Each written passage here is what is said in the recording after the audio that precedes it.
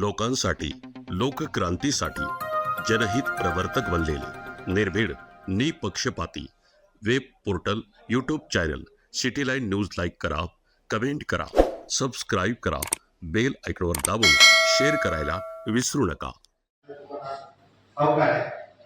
याबद्दल दिलगिरी व्यक्त करतो आणि पुढे जातो.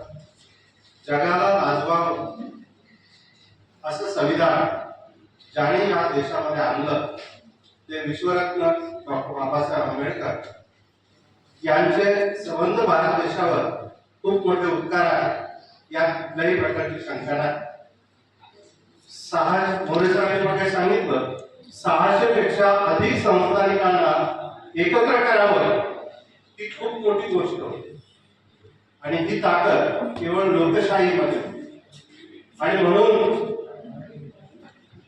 जाती, धर्म, पंथ अशा विविधतेने नटलेल्या भारत देशाला एका मोळीमध्ये बांधण्याचं काम ज्या संविधानाने केलं ते संविधान सहज लागू झालं असं नाही म्हणतात.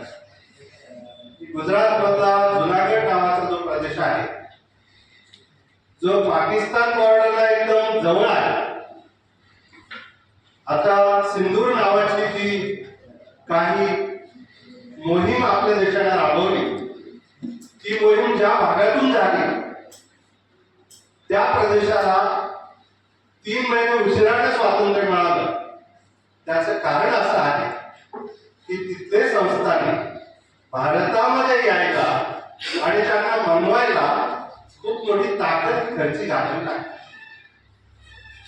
अनेक संस्थानिकांच्या बाबतीमध्ये हे जरी घडलं असलं तरी काही संस्थानिक हे पटकन या देशामध्ये एकत्र झाले ही गोष्ट खरी आहे, यात कुठल्याही प्रकारची शंका नाही.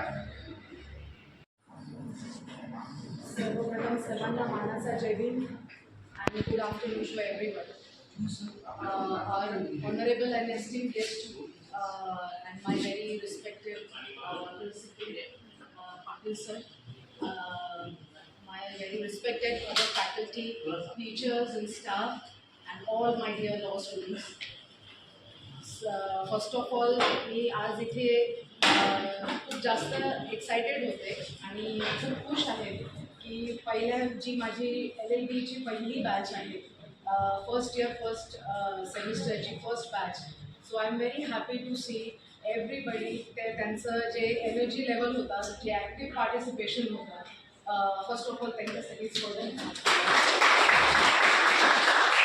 कारण तुम्ही सर्वांनी एक खूप चांगलं इनिशिएशन केलं. खूप मला ते कौतुकास्पद वाटतं. So I am very grateful की तुम्ही आज जी आपली मीटिंग झाली आणि त्या पद्धतीने जे आपलं बोलणं झालं त्या पद्धतीने तुम्ही भाग घेतला आणि खूप चांगला भाग घेतला, खूप चांगलं पार्टिसिपेशन दाखवलं, हिंमत दाखवली. So very very all the best to you first आणि congratulations to you all first.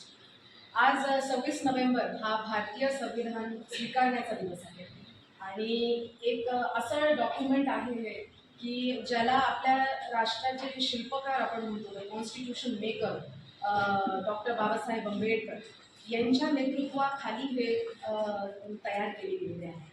So म्हणजे या लॉ कॉलेजच्या प्राचार्य म्हणून मला एक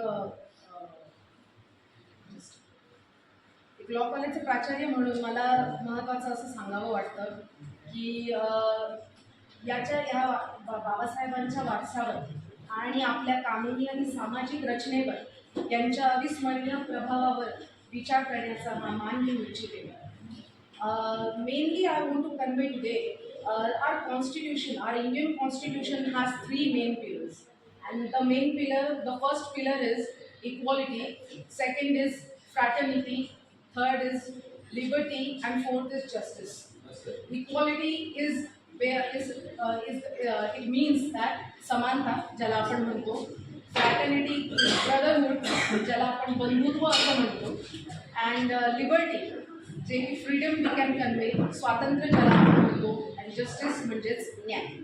तर या जसे की आपल्या संविधानाचे ऐतिहासिक बनावटीला पाहिले गेले तर काही महत्त्वाचा भाग जे वेगवेगळ्या देशाच्या संविधानमधल्या आदर्श जो गोष्टींना आदर्श घेऊन बनवला गेलेला होता. तर वेगवेगळ्या देशांचं संविधान लक्षात घेऊन बनवलं गेलेलं होतं. तर तसेच काही इतिहासकार म्हणजेच काही हिस्टॉरियन्स होते, त्यांचा समज असा होता की इक्वॉलिटी, लिबर्टी आणि फ्रॅटर्निटी हे तत्त्व फ्रेंच कॉन्स्टिट्यूशनमधून घेतलेले होते. तर मला ही गोष्ट आवर्जून सांगावी वाटते, कारण खूप मिसअंडरस्टँडिंग